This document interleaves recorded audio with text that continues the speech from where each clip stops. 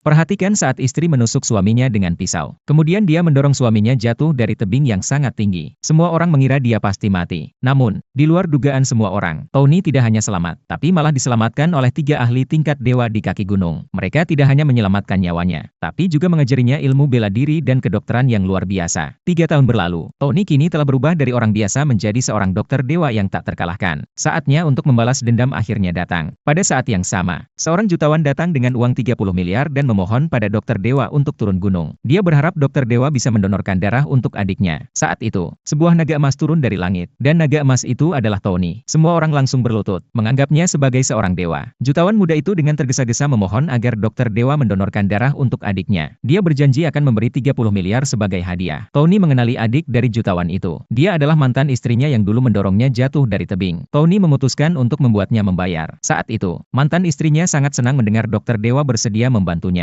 Dia berpikir ini adalah saatnya untuk meraih kesuksesan. Di sudut, ada seorang wanita terkurung dalam sangkar. Wanita ini adalah penerima donor darah, memiliki darah yang sangat baik. Mantan istrinya mengejeknya dengan sombong, mengatakan bahwa tak lama lagi darahnya akan digunakan untuk dirinya. Dan saat itu dia akan menjadi mayat kering. Namun, wanita dalam sangkar itu adalah adik Tony. Ketika Tony muncul di ruang pesta, dia melihat adiknya diperlakukan seperti itu. Api kemarahan hampir menghanguskan dirinya. Dia seketika pindah ke sisi adiknya, menggunakan ilmu kedewaannya untuk membangunkannya. Adiknya tidak tahu bahwa kakaknya kini adalah seorang ahli sejati. Dia kira kakaknya juga ditangkap oleh jutawan itu. Terus memberitahunya untuk bertahan hidup dengan baik. Tony berkata kepadanya, dia akan membuat keluarga jutawan itu membayar dengan harga yang sangat mahal. Di pesta, anjing penjaga tiba-tiba diculik, dan 2 ember darah muncul. Semua orang sangat senang. Tak menyangka ada begitu banyak darah dalam tubuh seorang wanita. Oleh karena itu, semua orang yang hadir ingin mendapatkan darah dari keturunan yang sangat baik ini. Namun Tony tidak ragu. Dengan sebuah ayunan tangan, dia mengubah 2 ember darah itu menjadi tetesan hujan, menjatuhkannya ke semua orang. Orang-orang melihat darah yang jatuh. Mereka sangat gembira. Namun tak lama kemudian, mereka menyadari sesuatu yang aneh. Karena kekuatan mereka tidak bertambah sama sekali. Mereka curiga bahwa itu bukan darah yang asli. Jutawan bahkan merasakan adanya bulu dalam darah itu. Saat itu, berita datang bahwa darah anjing keluarga jutawan sudah habis. Barulah mereka sadar. Mereka ternyata meminum darah anjing. Ayah jutawan itu marah besar dan mempertanyakan Tony. Kenapa dia memperlakukan mereka seperti itu? Tony tersenyum sinis dan menjawab, kalian ini binatang. Tidak layak memiliki darah yang begitu berharga. Saat itu, mantan istrinya datang, melihat Tony masih hidup. Dia hampir tidak bisa mempercayainya. Terus-menerus bergumam, ini tidak mungkin. Tony menatapnya, dengan tenang berkata, memang benar dia pernah didorongnya dari tebing. Namun takdir membuatnya selamat, dan bahkan menjadikannya seorang dokter dewa yang tak tertandingi. Mantan istrinya tercengang. Dia tidak bisa memahami, bagaimana pria yang pernah dia dorong ke jurang kematian, bisa melarikan diri dari tangan maut, dan menjadi begitu kuat.